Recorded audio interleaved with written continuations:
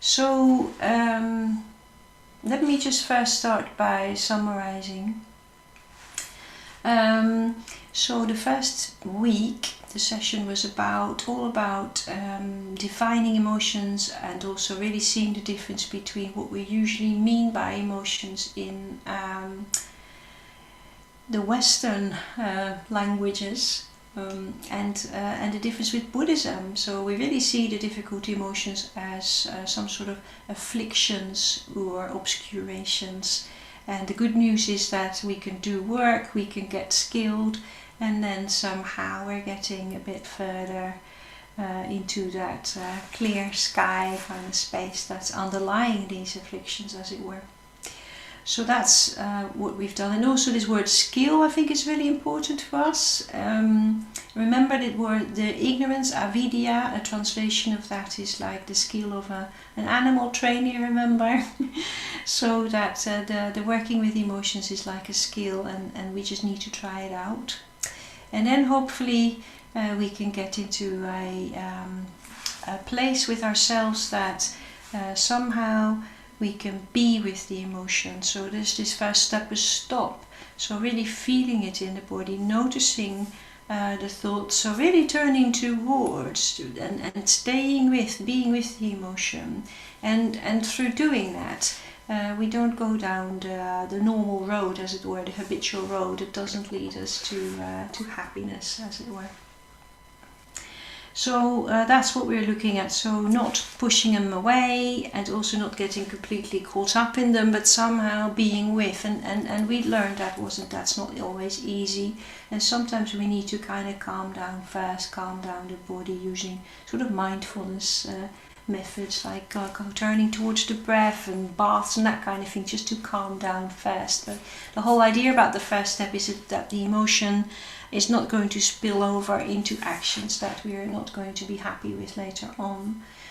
And then the second step is working with the remedies, and the first of the remedies is really that kindness. So training ourselves to turn towards the emotions with kindness again and again, and until it really becomes like an instinct even.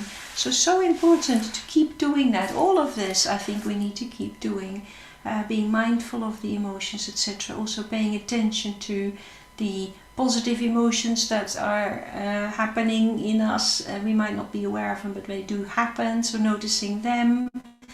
So that's what we did in relation to that second step. And we also talked about how to develop more positive emotion, and how that stabilizes the mind, makes it easier to turn towards the difficult emotion, and also about ethics, and particularly ethics around having that deep-seated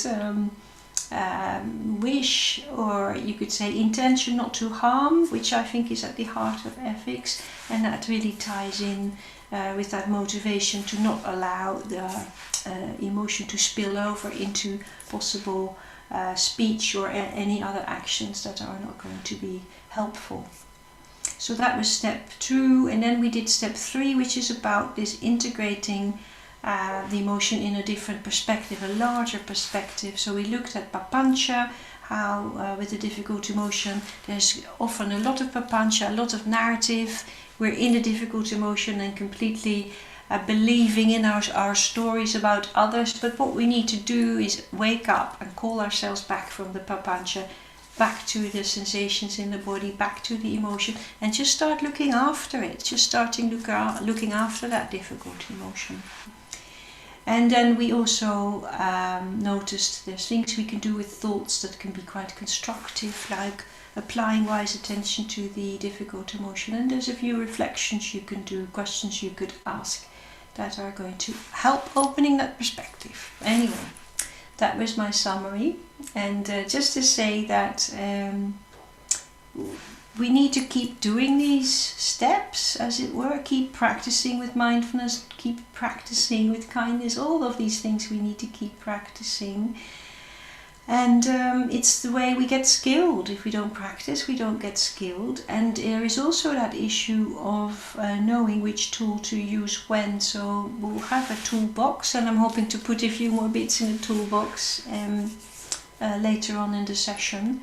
But we need to know when to apply these different tools. So if we are, for instance, very much triggered, it's going to be so much more to do a reflection and to be calm enough to do a reflection. So then better to do something that is about calming down.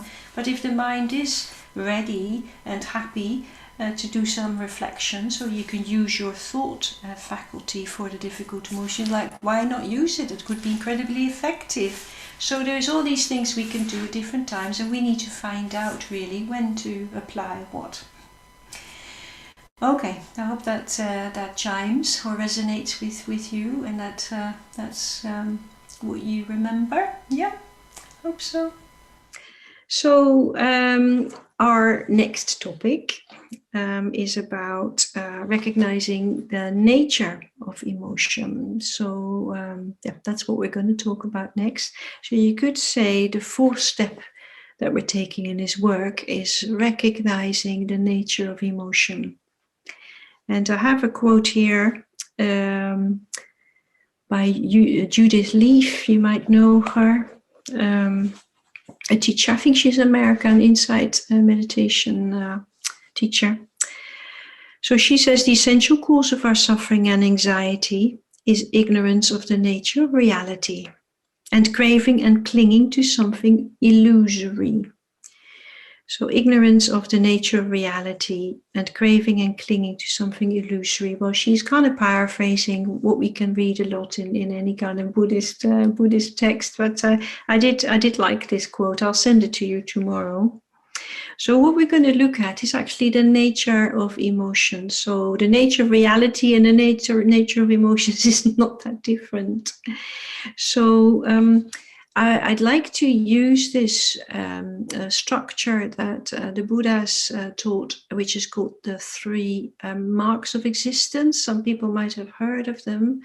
So the 3 characteristics, they're sometimes called. And in Pali, they're called lakkhana, and in Sanskrit, lakshana. So we got the 3 lakshanas there. So I'm sure some of you may have heard of that. And I'll just list them first, and then we'll go into each of them individually. So the first one is impermanence. And the second one is insubstantiality.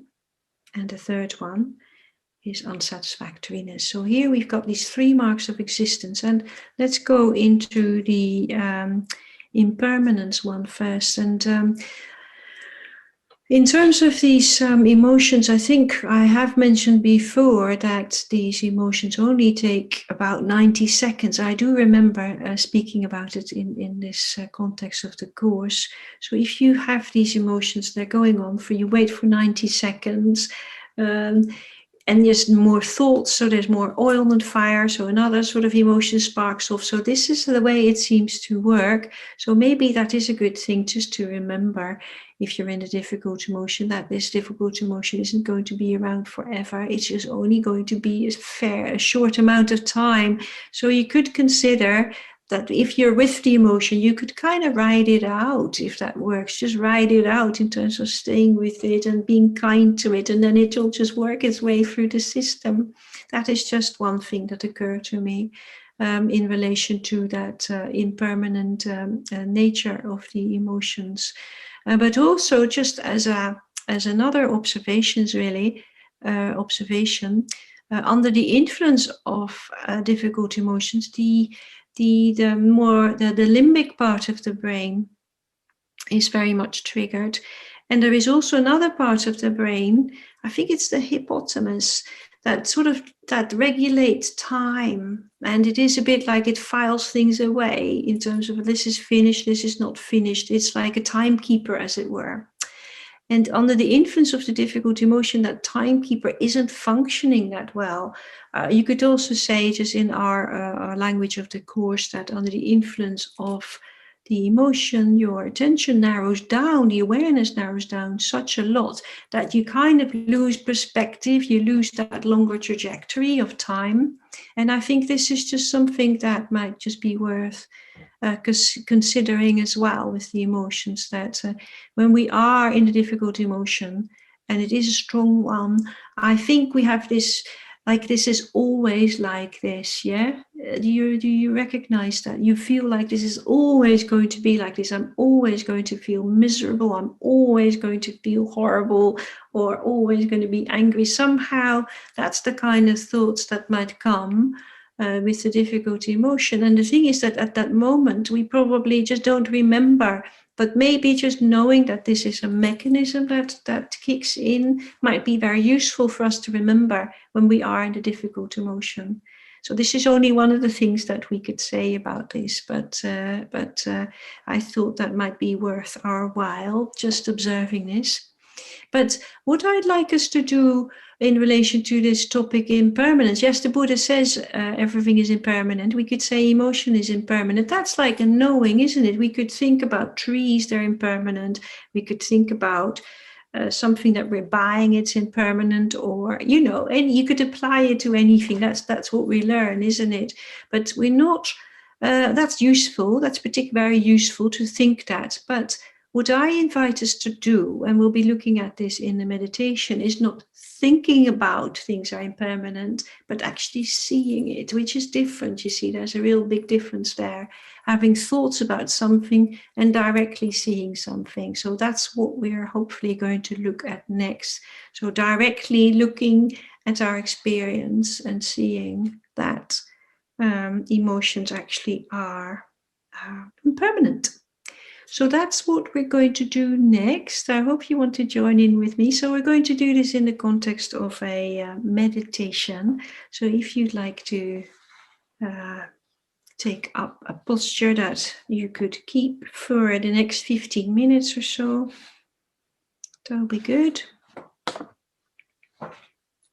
And this meditation is going to be about 15 minutes, 15, okay? Get ourselves into posture.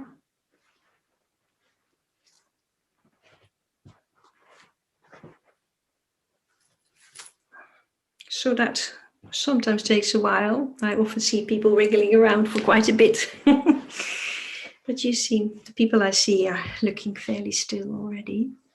But do give yourself some time, we don't need to kind of switch on and off. We can just gradually get used to sitting in the posture, sitting in meditation. Might want to close your eyes.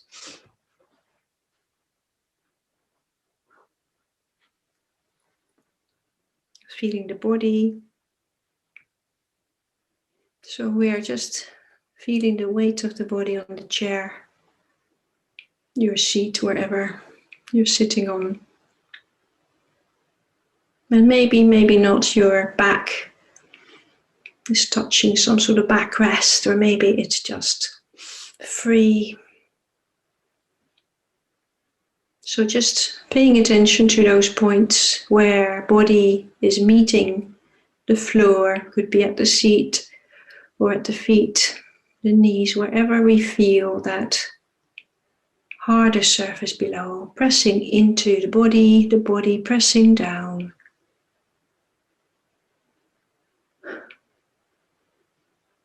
And maybe coming to the breath, just following 3 cycles of breath.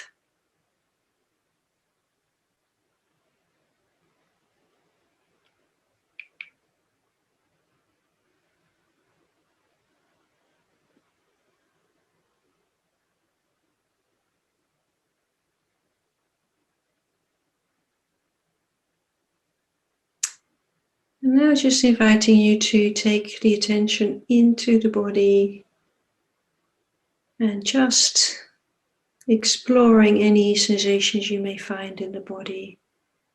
Doesn't matter where or how. So very simply experiencing those sensations in the body. Any warmth or cold. Any tightness, any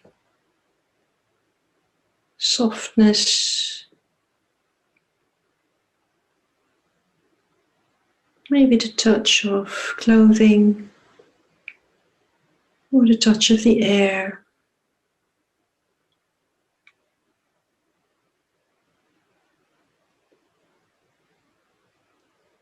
So, exploring the sensations just by feeling them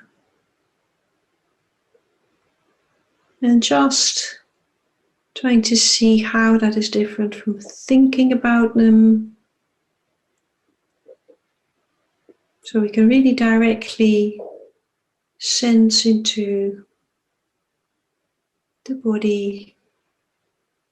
You don't need to think about it or interpret it very much.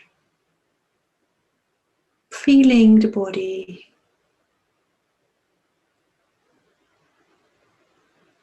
The different sensations in the body.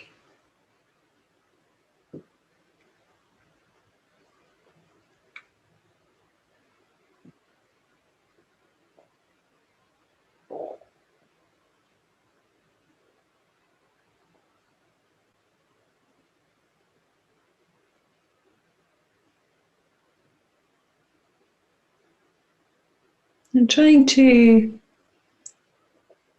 gently guide the mind back if we get lost in thoughts, which probably going to happen. Just coming back to just the sensations in the body. Going from the one to the other, a bit like a butterfly going from flower to flower. Just exploring those emotions that call, sensations that call for your attention.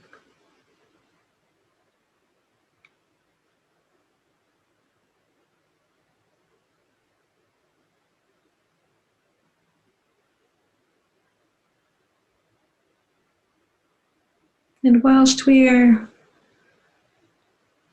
seeing these sensations as it were, or directly sensing them, we might also start noticing much more the changing nature of these sensations.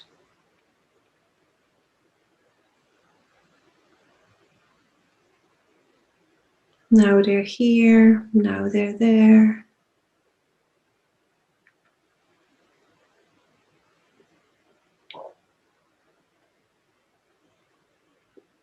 And even bringing your attention to one point and staying there for a while.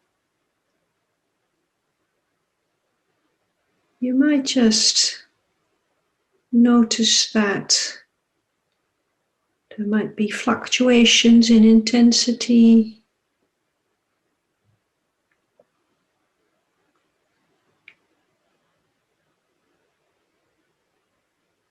The sensations patterning out in a different way somehow.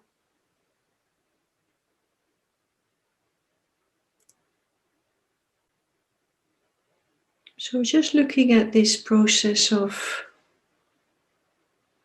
sensations coming and going.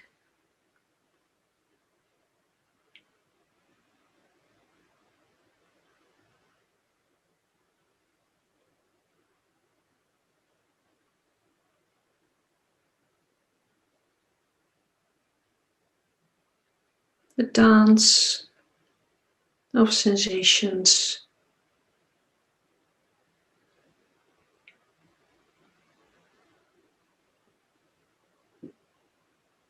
So you could say that's the nature of the mind. There's constant shifting, constant coming and going, appearing and disappearing.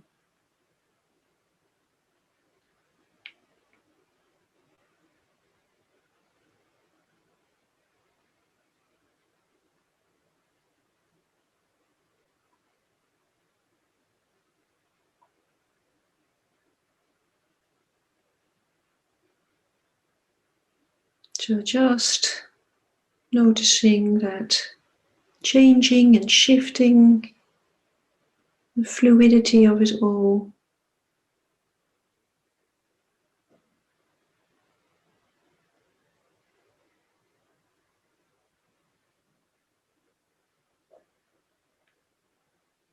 Just seeing it directly. Don't need to know where the sensations come from, what they're about, what they mean. You might remember last week's story about the arrow.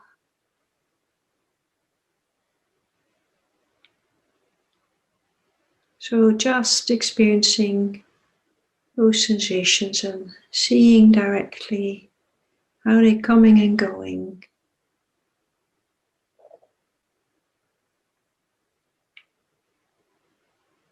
We don't need to see anything in front of us, but it's more like an inner eye, a kind of sensing.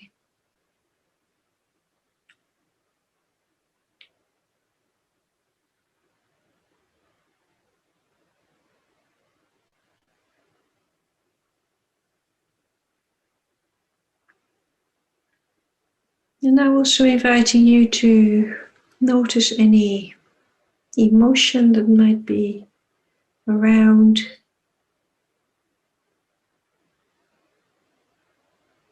Any mood.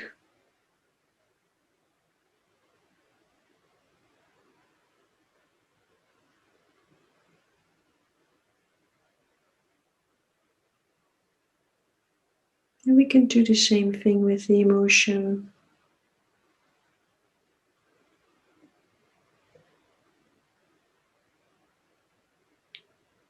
Sensing into that emotion. And then maybe another one.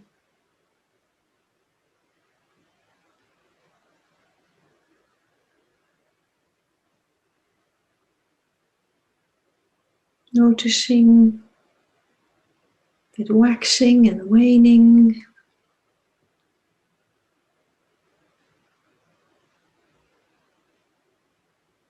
Shape-shifting.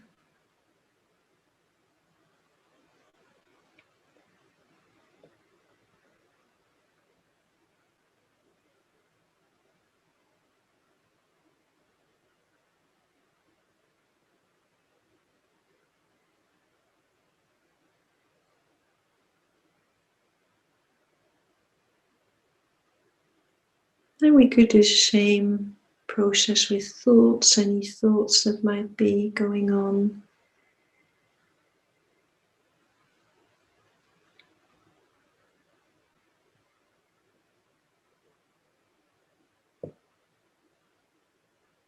Coming and going. The thought appears, disappears. Another thought comes up, lingers, goes away again.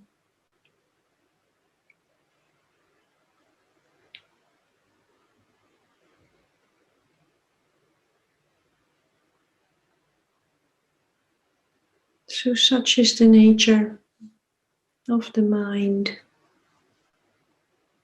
the phenomena in the mind, wherever that is.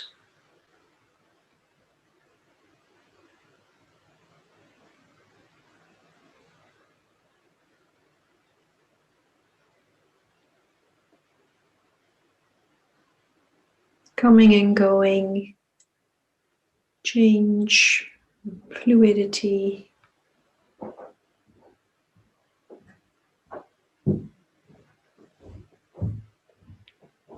So we don't need to think about this, but we could just see this happening.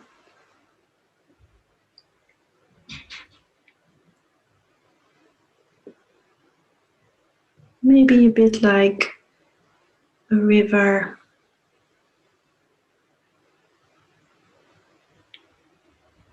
Different streams of thoughts, emotion, body sensations.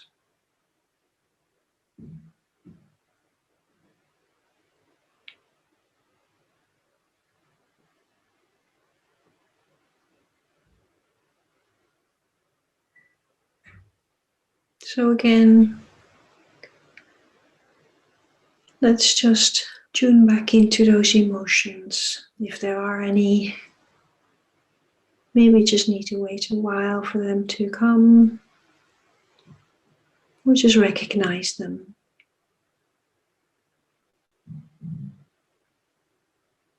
Any emotions around what we're doing, the meditation.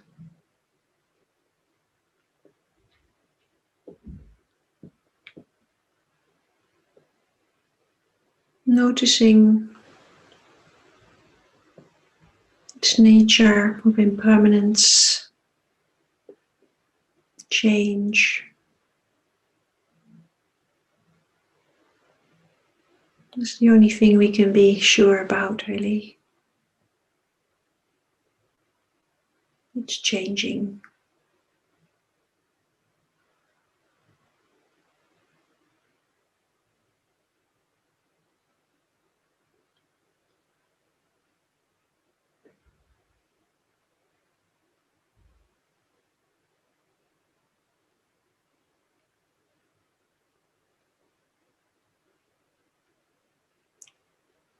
So now, let's just feel the body. Don't need to look at anything or see anything. Just allow the mind to do whatever it wants to do for another minute to absorb the practice, perhaps.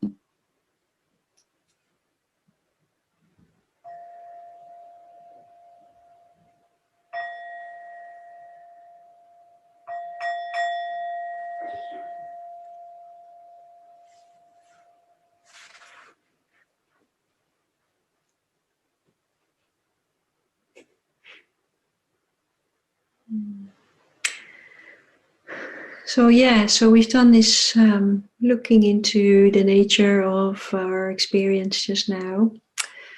No idea whether it worked for you or not, but I do hope so. If it didn't work today, it might just be there's just too many thoughts going around, or maybe it's just not your thing. That's also possible.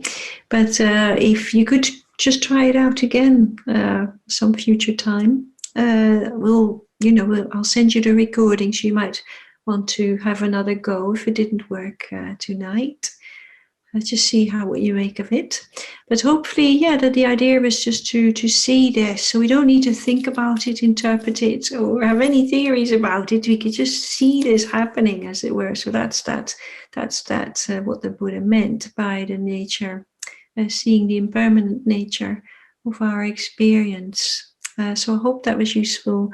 And I think in terms of us in the meditation, we're doing this in a meditation, it also means that it might kick in when the difficult emotion is around. So rather, we don't want to experience the emotion and kind of will it away, or sort of push it away, or like trying to diminish it in our mind, but just seeing it unfolding and seeing this is how it is. This is how it moves. This is just what's happening. It's changing. So hopefully that's going to be another one for the toolbox to use to make life a bit more easy and pleasant, happier perhaps. I hope so. So my topic now is the next one is insubstantiality, and I'll send you a link to some articles about these topics, the lakshanas.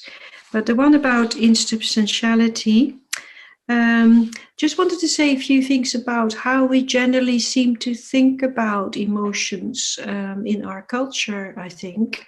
For instance, you get this idea that something weighs as a stone, or it kind of weighs on your shoulders, and you sometimes even see it in people's posture. They just got this load on their shoulders, or you feel like fear in your stomach, like a knot. Or you see, we've got all these images about the emotion being somehow solid, and sometimes you even think about that. Think about, I have been carrying this with me for a long time.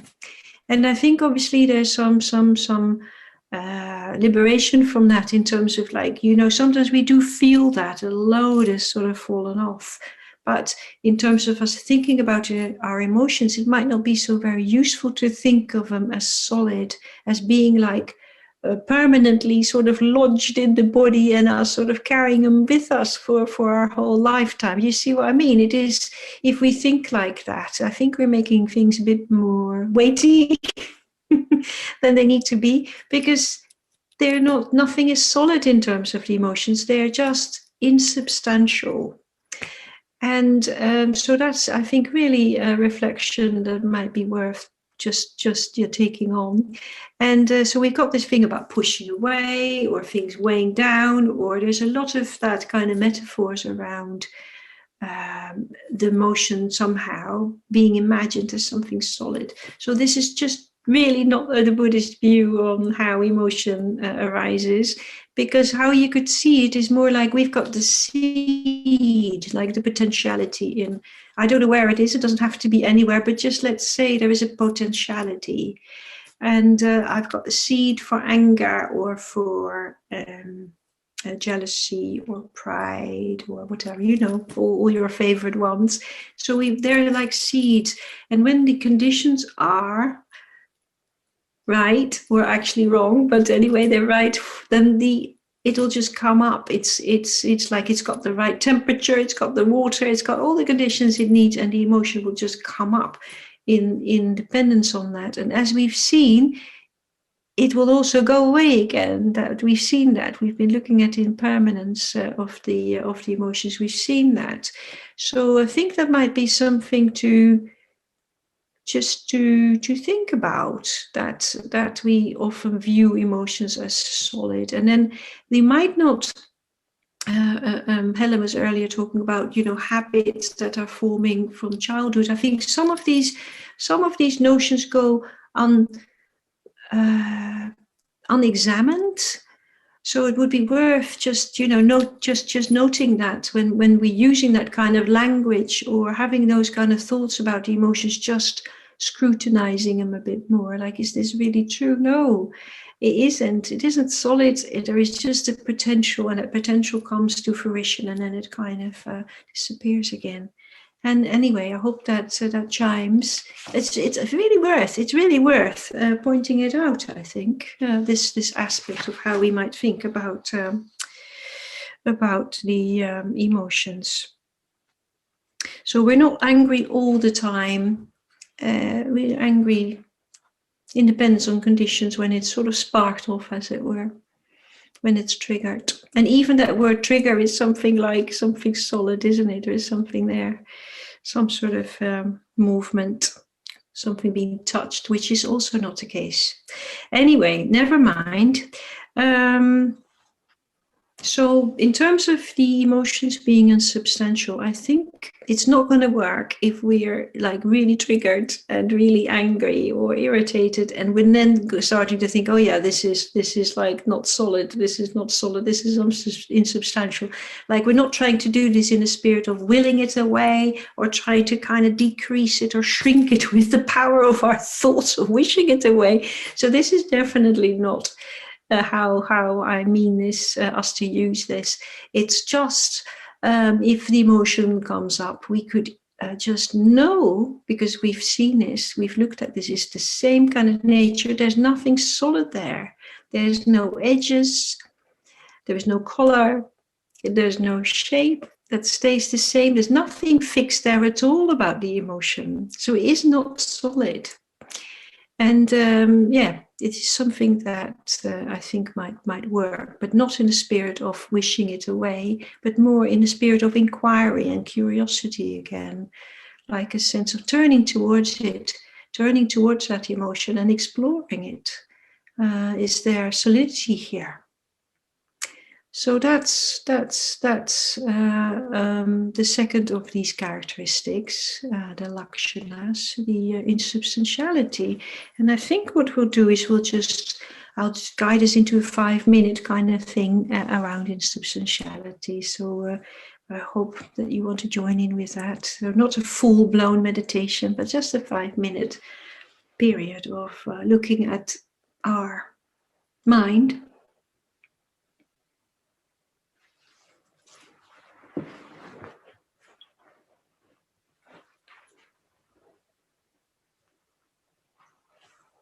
So just sitting, allowing the body to take the seat.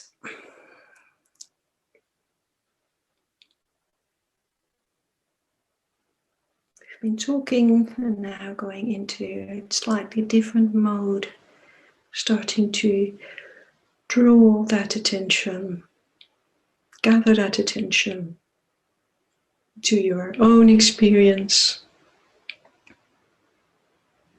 Gathering the attention around the body, around the breath.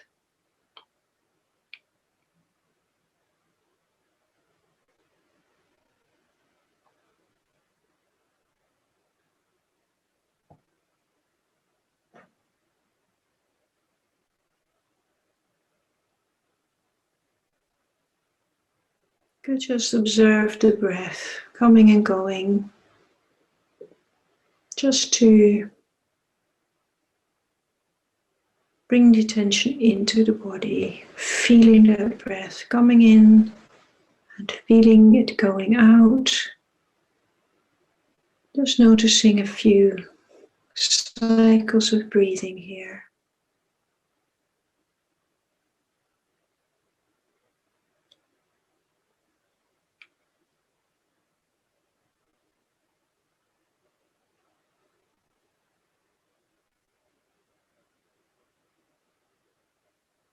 Feeling the sensations in the body. So letting go of the noticing the breath and more generally shifting the attention to the sensations in the body. Particularly those sensations where body meets floor, seat.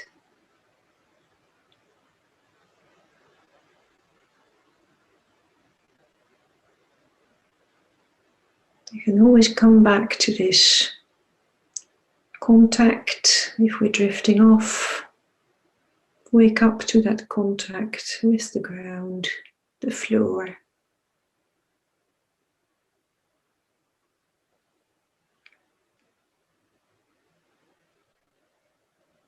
Now just gently turning the attention to any emotion that may be around at this moment.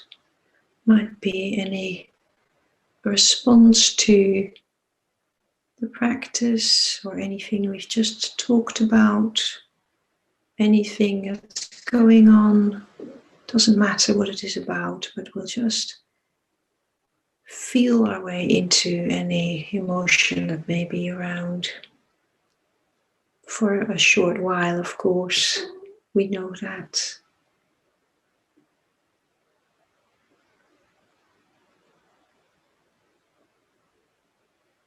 So tuning into any emotion at all.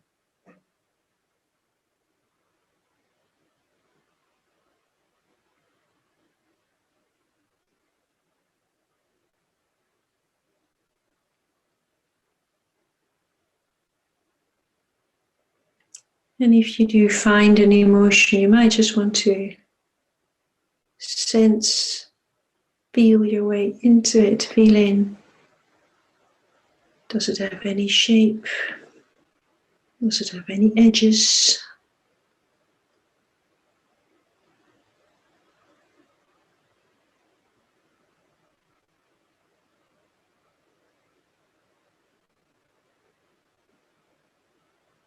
You might even want to look at whether the emotion is separate in some way, separate from the rest of the experience.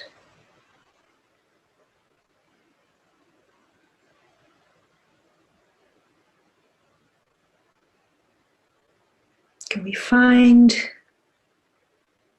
any colors?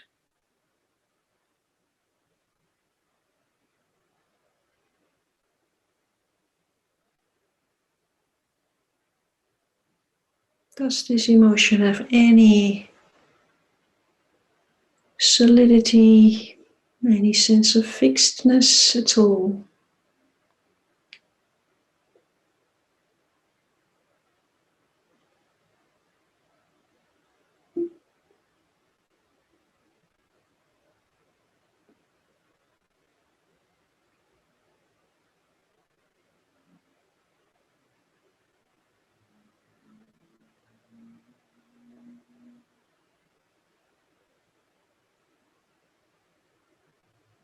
Is there anything at all in that emotion that doesn't change, shifts?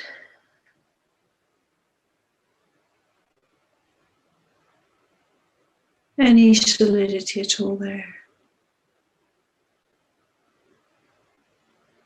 So here's the difference between seeing and maybe thinking about. So I invite you just to sense into this directly, as it were.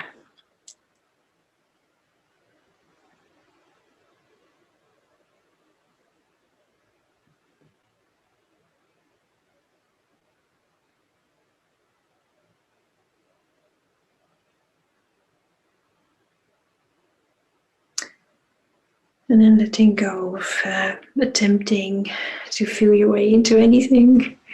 You're just sitting for a minute.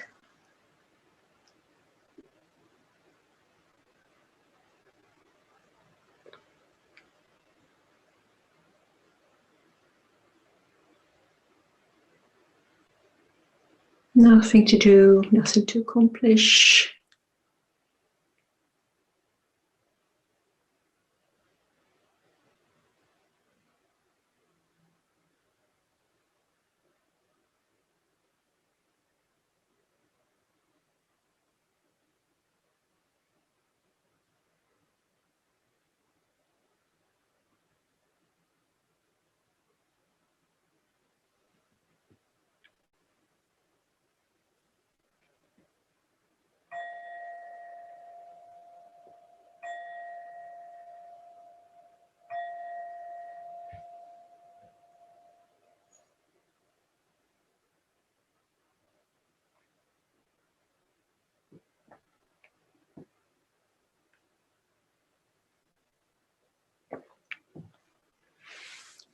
So what we're trying to do in a meditation like this is we're trying it out, aren't we? And it doesn't matter if it doesn't work in the meditation. It's just us training the mind, as it were, to do this.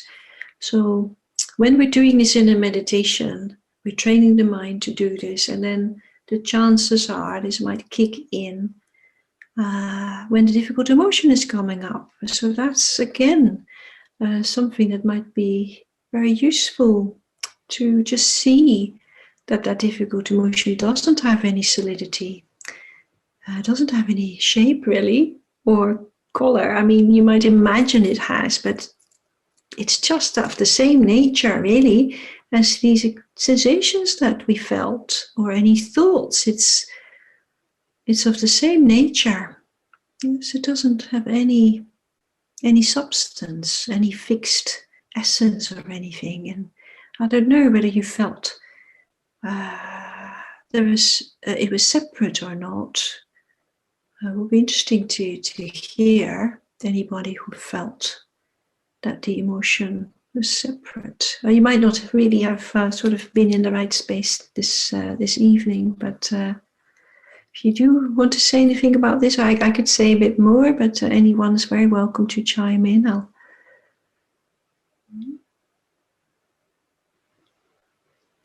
I could say a bit more about this. I'm not sure whether you,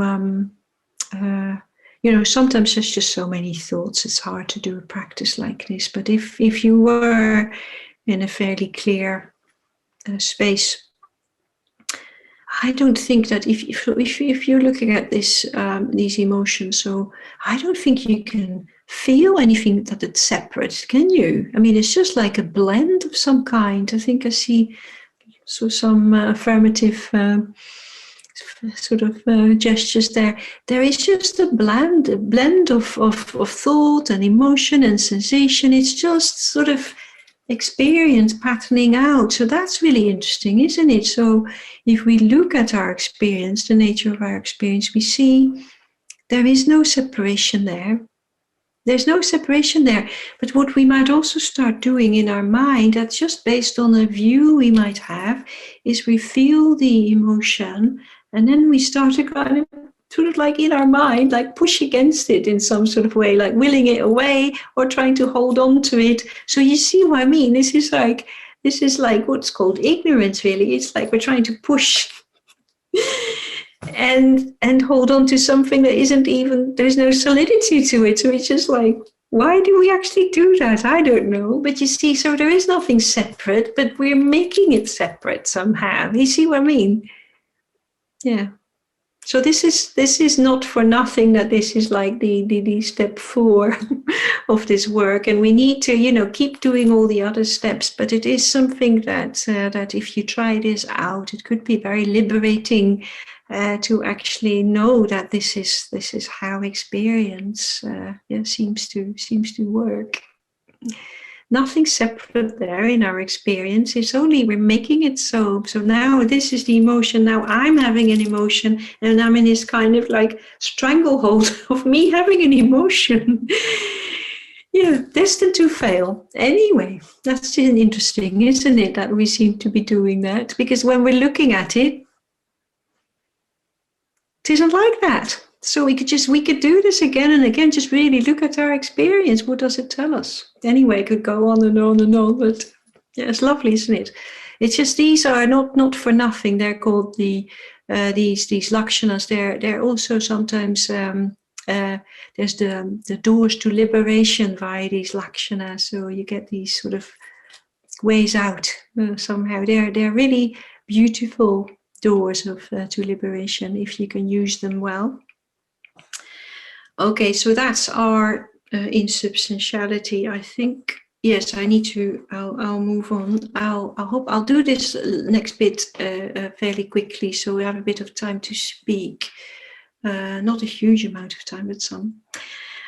So the next one is unsatisfactoriness. So this is called dukkha. And the one about impermanence is anicca, and then we've got anatta. That's the one about insubstantiality. I'll send that to you tomorrow, so you can look at it on the email. Unsatisfactoriness, dukkha.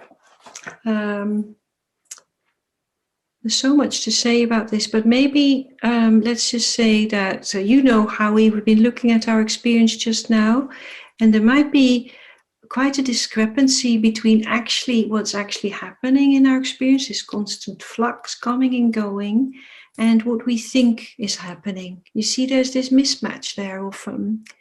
It is also because with the difficult emotions, remember, it's called affliction, distortion, so somehow they seem to be sort of distorting our, the way we see things. So under the influence of the difficult emotion, we see things as they are not. I still really like that definition. We see things as they are not. So there is that discrepancy really about what we hope will happen, what we want to happen, and what actually happens. So what actually happens is there is a constant flux of coming and going in our experience. What we often seem to be doing is either pushing it away or trying to hold on to it, or we're hoping it's different, willing it away. You see, we've got all these millions ways of somehow overlaying the actual experience. So what I propose is that the emotion, the difficult emotion, also arises in that mismatch. The mismatch between what's actually happening and what do we want to happen. Yeah. So maybe something is happening and we don't want it to happen. Yeah, that might also be the case. And that's difficult. Sometimes things don't happen that we do want to happen. Yeah. Anyway, I kind of get stuck now in maybe I'm repeating myself, but you see what I mean. There's two ways to go about it, and that's, you could say, is a cause. That could be why dukkha arises. And then yeah, that whole turning towards is so important, because there is no other way out. We've got to turn towards it. We've got to turn towards this dukkha aspect of our experience. It's not going to go away by itself. We've got to turn towards it. And I think that another way into this with unsatisfactoriness is, well, this is the human condition. This is also the basis of where the Buddha starts to teach, isn't it? It's like we have this human condition. Things happen to us that we don't want. We have pain. People we love die. There's all sorts of things that happen to us. It is also part of the human condition, and I think that is also something that I feel it will be really good to reflect on that a bit more. So this is the human condition. We do have a brain. Things happen to us.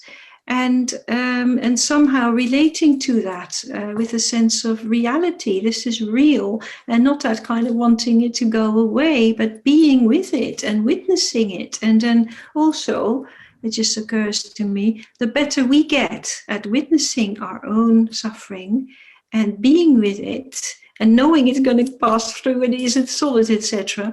But it also gives us a basis to reach out to others. And also, the more we're able to witness our own suffering, our own difficult emotion, the better we'll be able to be with others. So witness others. You see what you're just creating space somehow for another person as well, if you can do that. So that's another, maybe an additional motivation again for doing this kind of work. And obviously, when something difficult happens, when you do have a difficult emotion, it's not a problem. It's not a problem, is it? So this is just how our life patterns out. So I know we've done 4 sessions on difficult emotions, but I don't think we should see them as a problem. They're not a problem, but they're basically what the Buddha tells us. It's our way out.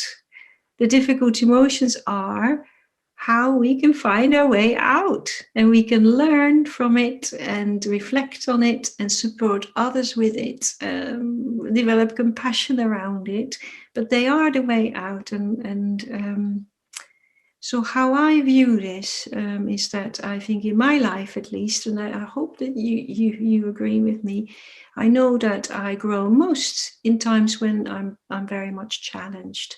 Then I need to work with my difficult emotions, and then you grow from that. So you could say the 5th step in our work around the difficult emotions is actually seeing the emotions themselves as the path. So we often think this is like, oh, I'm feeling so horrible, I can't live my life. If you see what I mean, it just seems like I can't be in my life because I'm having this difficult emotion. But you could see it very differently. You could just see the difficult emotion as your path, that this is your life. It's not an obstacle to living, it's just a part of it, and it's a part of it that that can help us growing and developing and getting more insight. How would we do it if we didn't have the difficult emotions? It wouldn't be possible. So that's our fifth step, taking the emotions as the path itself. And I think we often make it into a problem, these difficult emotions. And I remember that this is when I was a teenager. My aunt's husband died quite suddenly, and she was in a terrible state. And I think her doctor gave her tranquilizers. And I was quite surprised by that. But, you know, everybody's got their own way of coping. Of course, I understand. Maybe that was necessary. But you're also thinking, well, this is all part of life, isn't it? If we lose somebody, we grieve. If something happens to us, we feel that it's natural. We're human beings. So it's not a problem, when something happens to us and we have a difficult time. It's not that there's anything wrong. So that's that thing about dukkha, that it isn't wrong. It's just what's happening. It's just what's happening, and it's us relating to it that's going to make all the difference there. Yeah, so we're trying to change our relationship with the emotions. We don't necessarily want them to disappear, but I think you do if you do this kind of work, the work of the Dharma with the difficult emotions. I think what you'll see is that the emotions will start to, or maybe they can lose some of their intensity, not straight away, but in the longer run. Or also you can see something happening in frequency as well. Like you might sort of be triggered 5 times a week, and then maybe a year later, you're only triggered like once a week. It's that kind of signs that we can look for that the practice is working. And also the time that the emotion is around might just become a bit shorter. So rather than being angry for three days, we find ourselves being more resilient and only being angry for like a day. You see what I mean? And then maybe a year later, it might be, an hour, and then it passes through much more quickly. So you get that kind of, when we're getting the skill and we're getting the skill more, that's the kind of signs to look out for.